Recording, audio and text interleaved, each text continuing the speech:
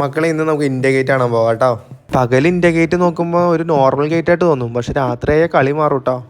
അത് നമ്മുടെ full LED ഒക്കെ നിറച്ചൊരു കല്യാണ മണ്ഡപം പോലെ ഗ്ലോ അങ്ങ് ചെയ്യും.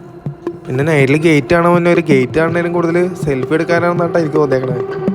ഗോൾഡൻ ലൈറ്റ് ഓൺ ആകുമ്പോൾ രാജകീയ പ്രൗഢി തന്നെയാണ് കേട്ടോ ഇന്ത്യ ഗേറ്റ് കിട്ടണേ. രാത്രിയിലത്തെ നല്ല തണുപ്പത്ത് ഈ ലൈറ്റൊക്കെ നോക്കി ക്രൗഡിൽ നിൽക്കാൻ എന്ത് രസമാണെന്നറിയാമോ. ഡൽഹിയിൽ വന്ന സമയത്ത് എല്ലാവരും പറയും രാത്രി പോയി കുത്തബ് മിനാർ കാണും, റെഡ് ഫോർട്ട് കാണും. പക്ഷെ ഞാൻ പറയും ഇതൊന്നുമല്ല, നിങ്ങൾ ഇന്ത്യ ഗേറ്റ് പോയി കാണും, അവിടെയാണ് റിയൽ സീൻ. എൻ്റെ മോനെ, സ്ട്രീറ്റ് ഫുഡ്സ് ട്രൈ ചെയ്യണവർക്ക് അതിനും വേണ്ട ഒരു അവസരം ഇവിടെ ഉണ്ട് കേട്ടോ.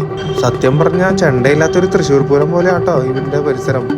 ബീച്ചില്ലാതെ എങ്ങനെയാ ബീച്ച് പാർട്ടി വൈബ് ഉണ്ടാക്കാവുന്നതിൻ്റെ ഒരു തെളിവ് കൂടി ആട്ടോ ഇത്. ഇന്ത്യ ഗേറ്റ് എന്നത് ഒരു ടൂറിസ്റ്റ് പ്ലേസ് മാത്രമല്ലെന്ന് നിങ്ങൾക്ക് അറിയാലോ. നമ്മുടെ നാടിന് വേണ്ടി രക്തസാക്ഷിത്വം വഹിച്ച 13,000-ൽ പരം സോൾജേഴ്സിന്റെ സ്മാരകം കൂടിയാണ് കേട്ടോ. അവര് നമുക്ക് വേണ്ടി ചെയ്ത ത്യാഗത്തിന്റെ മുമ്പിൽ ഒരു സെല്യൂട്ട് കൊടുക്കാണ്ട് എങ്ങനെയാ നമുക്ക് ഇവിടെ കയറാൻ പറ്റുക? ഇന്ന് നമ്മൾ നടന്ന് സെൻട്രലിൽ എത്തിക്കഴിഞ്ഞാൽ ആ ദീപം കാണും കേട്ടോ, അമർ ജവാൻ ജ്യോതി. ഒന്നോർത്താൽ നമ്മൾ ഈ എൻജോയ് ചെയ്യാൻ പറ്റുന്നതും ഇങ്ങനെ പലരുടെയും ത്യാഗത്തിന്റെ ഭാഗമായിട്ടാണല്ലോ. അവരുടെ ത്യാഗത്തിന് മുമ്പിൽ തലകുനിക്കാതെ ഇവിടെ എങ്ങനെ നിൽക്കാൻ പറ്റും? കുറച്ചുകൂടി മുമ്പോട്ട് പോകുമ്പോൾ നമുക്ക് ചുമരിൽ നിറയെ പേരുകൾ കാണാൻ പറ്റും. നമുക്ക് വേണ്ടി ജീവൻ അർപ്പിച്ച ജവാന്മാരുടെ പേരുകളാണത്. ഒരു കാലഘട്ടത്തിൽ ആരുടെയൊക്കെയോ മക്കളും ആരുടെയൊക്കെയോ അച്ഛന്മാരും ആരുടെയൊക്കെയോ സഹോദരന്മാരുമായിരുന്നവർ, സ്വന്തം കുടുംബത്തിൻ്റെ ഏക പ്രതീക്ഷയായിരുന്നവർ നമുക്ക് വേണ്ടി ജീവൻ അർപ്പിച്ചു. അതിനു മുമ്പിൽ ഒന്ന് തലകുനിക്കാതെ എങ്ങനെയാണ് ഇതിൽ കൂടെ നടക്കാൻ പറ്റുക?